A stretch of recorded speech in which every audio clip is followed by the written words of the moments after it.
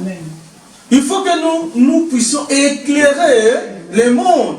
Alors, lorsque nous manquons l'huile pour éclairer, c'est là où, mes bien-aimés, ça devient compliqué. Amen. Moi, je me souviens, dimanche passé, notre papa a dit que Dieu a mis quelque chose à nous, à chacun de nous, ou à chacune de nous. Mais c'est quelque chose-là, c'est ça la lampe. Amen. Qui va briller. Amen. Alors, si tu veux que la lampe brille, il faut qu'il y ait de l'huile. S'il n'y a pas de l'huile, jamais la lampe va s'allumer. L'huile, souvent les Occidentaux ils disent l'huile. Mais nous, au Congo, Tolobaka, pétrole. Vous comprenez? Mais ça donne pas pétrole, ma fout à terre.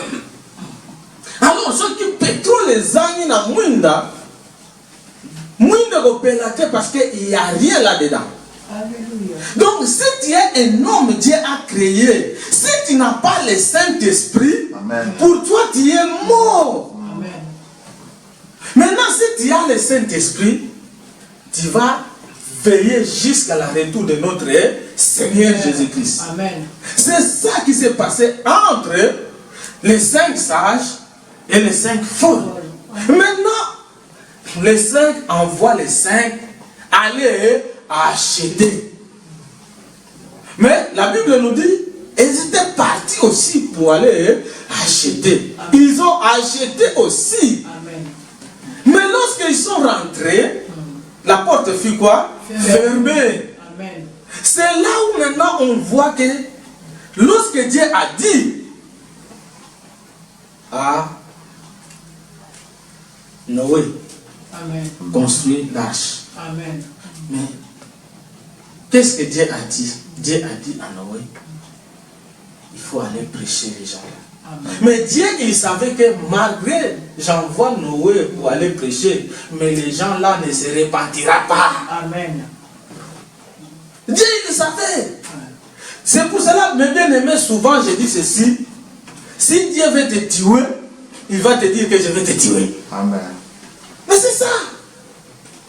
Dieu, il savait que j'envoie Noé. Aujourd'hui aussi, Dieu envoie plus Noé, mais il envoie Boko et Pasteur Olive. Amen. Allez, prêchez-les. Afin qu'ils aillent me foutre dans leur lampe. Amen. Que leur lampe ne s'éteigne point. Dieu a dit à Noé, construis. Noé a construit l'arche. Mais Noé, il est allé prêcher. Il disait, venez, retournez vers Dieu.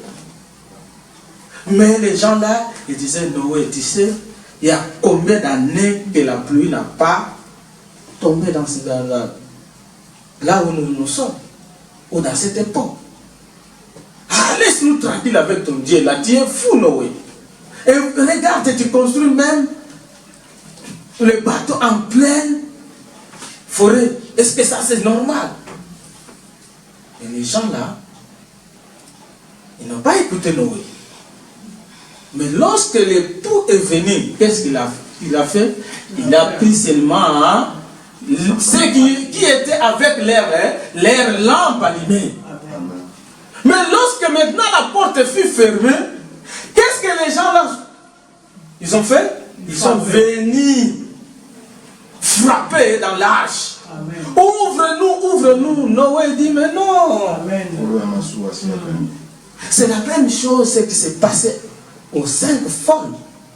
Il vient et dit, Seigneur, c'est trop tard. La Bible nous dit, rachetez l'air car les jours sont mauvais. Rachetez les temps car les jours sont mauvais. Les 5 sont partis. Mais lorsqu'ils sont partis, l'époux était là. Mais ce qui est bizarre, écoutez mes bien-aimés, ce qui est bizarre, la Bible, là on vient de lire, pendant la nuit, on a crié, voici l'époux, voici l'époux. Mais ce qui est bizarre, lorsque les 5 sont partis. La Bible nous dit ceci. Attends, je vais lire. Pendant, à 10, pendant qu'elle allait en acheter, l'époux arriva. Ah, mais qu'est-ce que cela veut dire? Mais là-bas, ils ont dit, on a crié, voici l'époux, voici l'époux. Mais ici, on dit encore, tango bango bazokende kosomba mobali asali nini ayaki aya arriva eza si akomaki tango mobali esi akomaki oza na retard parce que tu n'as pas le Saint-Esprit en toi. Amen. Lorsque tu n'as pas le Saint-Esprit, c'est la même chose comme une voiture qui n'a pas de frein. Tu marches ou tu roules sans frein et tu pars, tu roules dans un... Comment je peux dire? C'est la catastrophe qui va venir. Et aussi, c'était comme ça.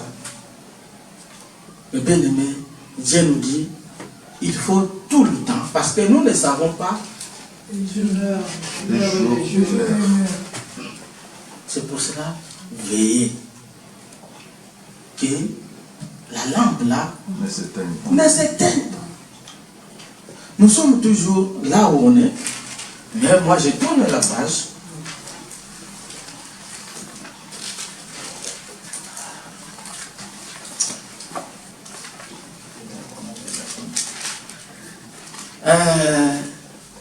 Au 14, qu'est-ce qu'il dit?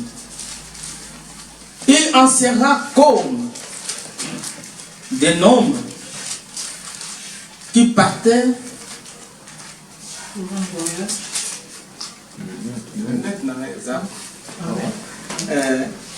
maman peut lire en entendant, moi je veux prendre la lettre. Car il en sera comme des hommes qui, partant pour un voyage, appela ses esclaves et leur remit ses biens. Je continue? Oui, oui. Tu continues jusqu'à... Continue jusqu'à 30. Ok. Il donna à l'un 5 talents, à l'autre 2 et au troisième 1. À chacun selon sa capacité, aussitôt près il partit. Celui qui avait reçu les 5 talents s'en alla et les fit valoir et gagna 5 autres talents. De même, celui qui avait reçu les 2 talents en gagna aussi 2 autres. Mais celui qui n'en avait reçu qu'un alla et creusa dans la terre et y cacha l'argent de son maître. Longtemps après, le maître de ses esclaves revint et leur fit rendre compte. Alors, celui qui avait reçu les 5 talents vint et présenta ses 5 autres talents en disant, « Seigneur, tu m'as confié 5 talents. Voici, j'en ai gagné 5 autres par-dessus. » Et son Seigneur lui dit, « Cela est bien, bon et fidèle esclave. Tu as été fidèle en peu de choses. Je t'établirai sur beaucoup. Viens participer à la joie de ton Seigneur. » Amen.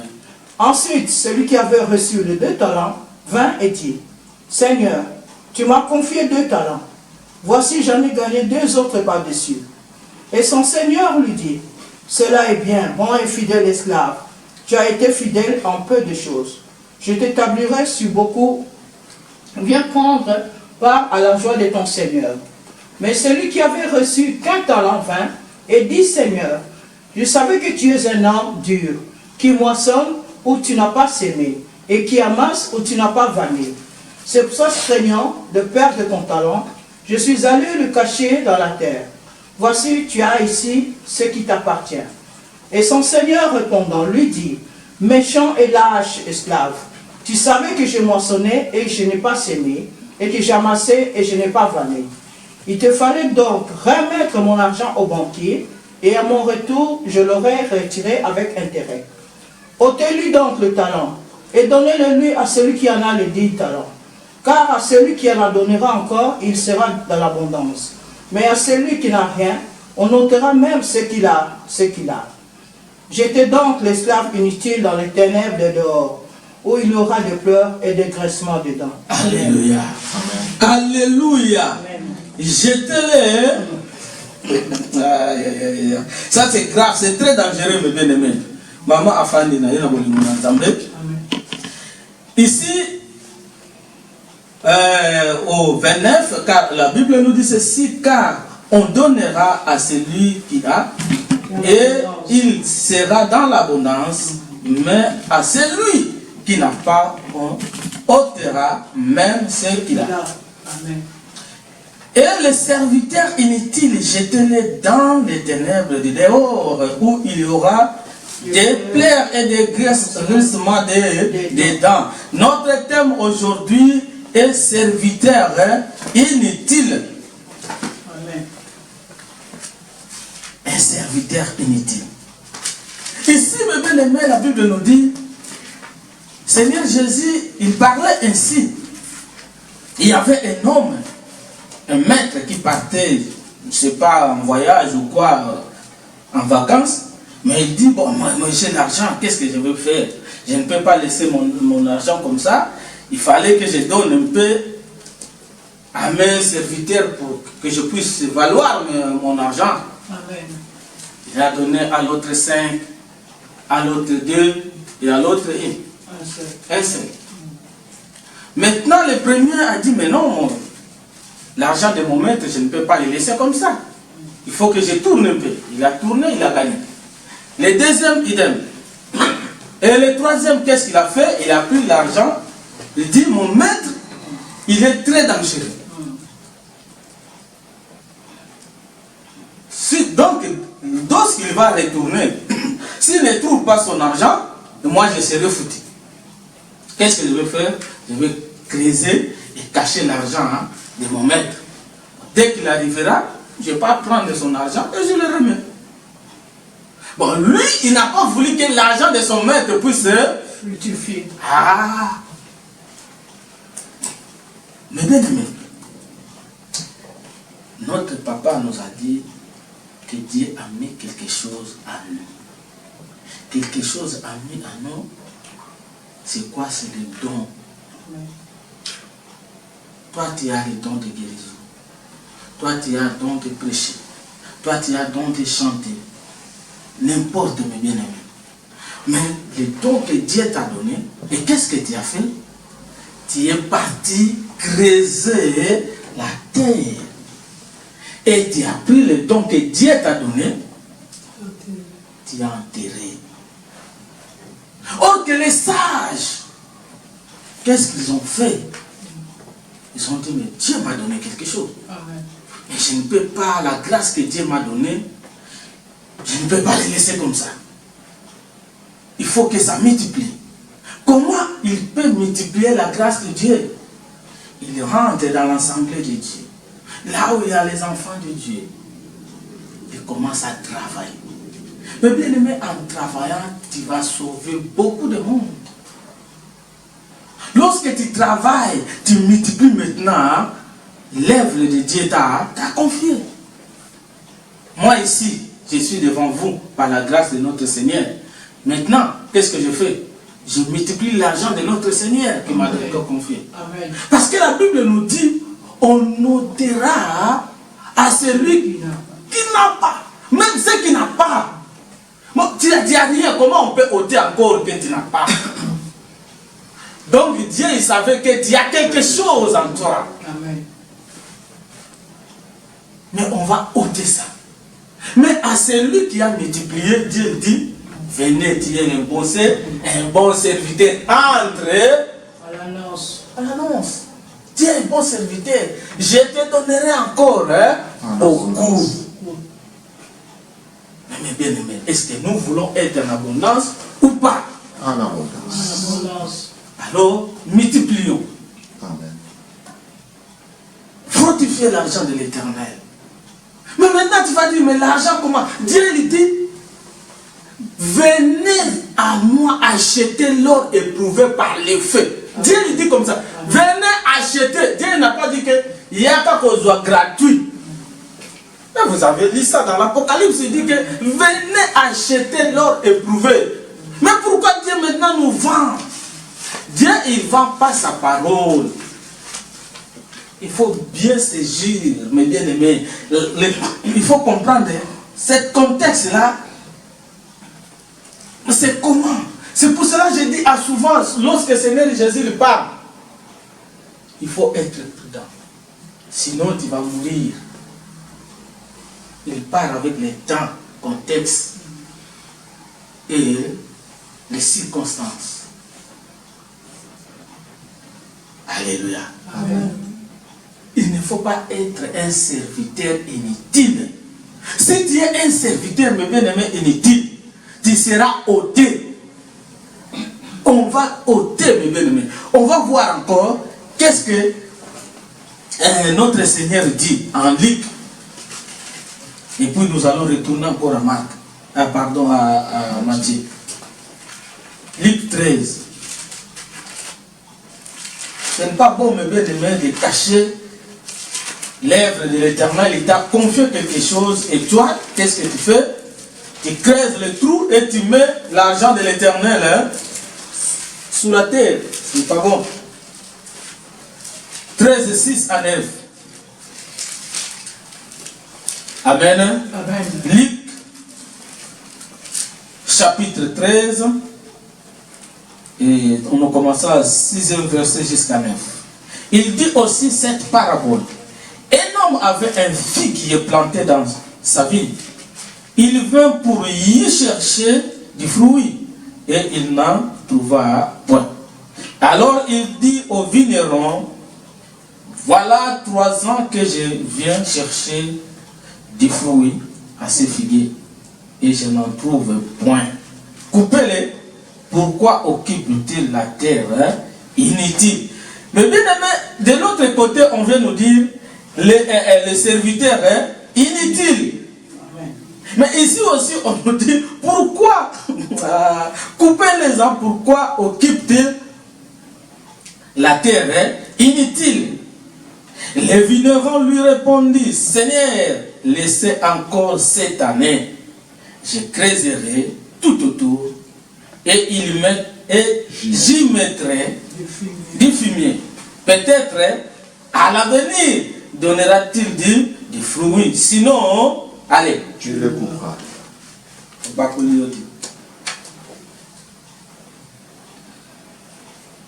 Comprendre pourquoi occupe-t-il la terre inutilement? Dieu, il ne veut pas que tu sois un serviteur inutile. Dieu nous a fait le royaume de quoi? Des sacrificateurs. Maintenant, il veut que toi tu pars avec le pain qu'il t'a donné. Faire quoi? Multiplier. Parler. Crier. Le Seigneur est bon. Le Seigneur est merveilleux. Il a besoin de toi. Il ne faut pas rester à la maison. Mon frère, ma sœur, Dieu t'aime. C'est ça que Dieu veut. C'est ça que notre Seigneur il veut. Ici, mes bien-aimés, il y a un figuier. Il y a un figuier. Mais le propriétaire du figuier, il vient, la Bible nous dit 3 ans. Mais il n'en trouve rien dans cette figuière. Maintenant, qu'est-ce qu'il dit? Bon, parce que Azak occupait la terre inutilement. Mais celui qui est là, le vigneron, Oyo, Atalaka, qui est le vigneron maintenant? Et je pose la question, qui est le vigneron? C'est Dieu. Le serviteur de Dieu. Voilà. Parce que Dieu, il vient chercher. Ce n'est pas lui le vigneron. Parce que Dieu, il vient chercher dans sa vie.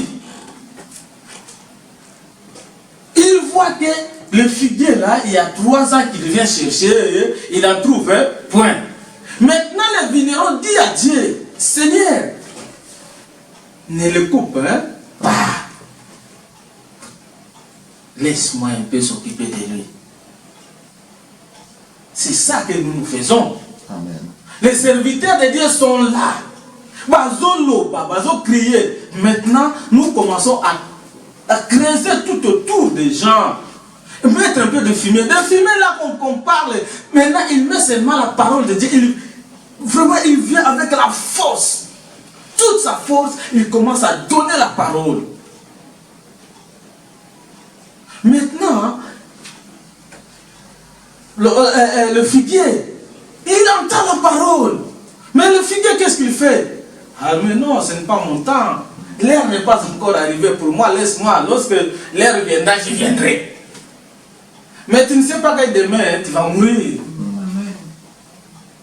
Maintenant, malheur à elle, on a creusé quand même. On a mis du fumier, mais il n'a pas encore donné de fruits. Donc, là, à partir de là, on voit que la lampe est déjà éteinte. Elle est déjà éteinte. Mais le Bible, il fait ça. Pourquoi maintenant le Seigneur Jésus a maudit le figuier? Mais la Bible nous dit que ce n'était pas les saisons.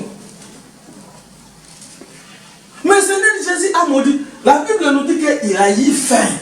Lui, il croyait que lorsqu'il a vu le figuier, ma casse qui toque au vert, ah là, je vais en trouver.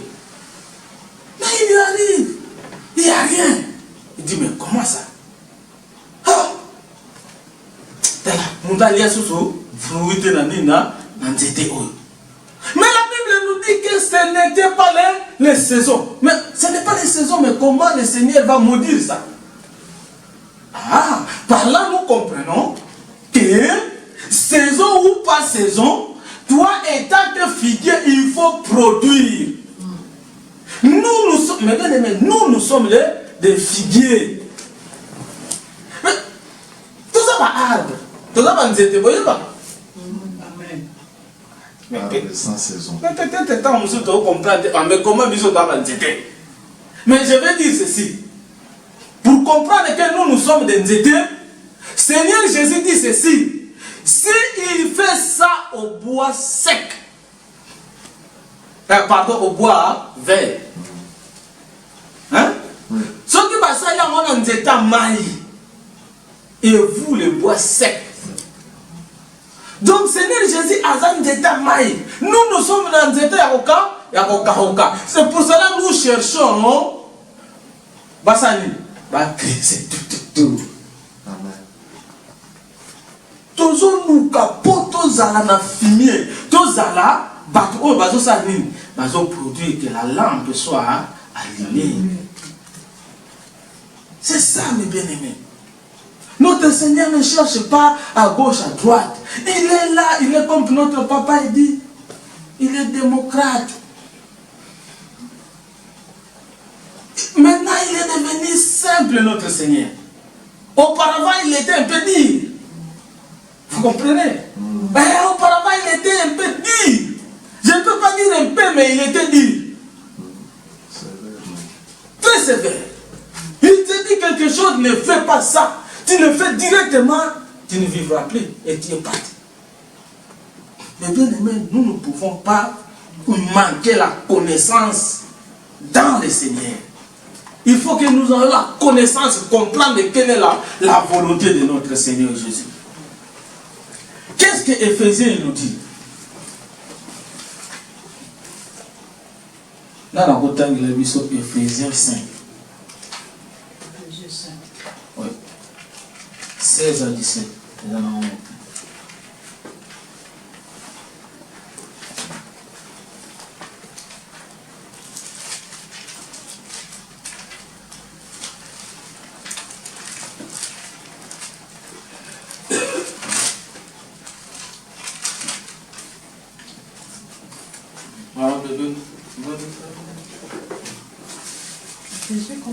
Éphésiens 5, 16 à 17.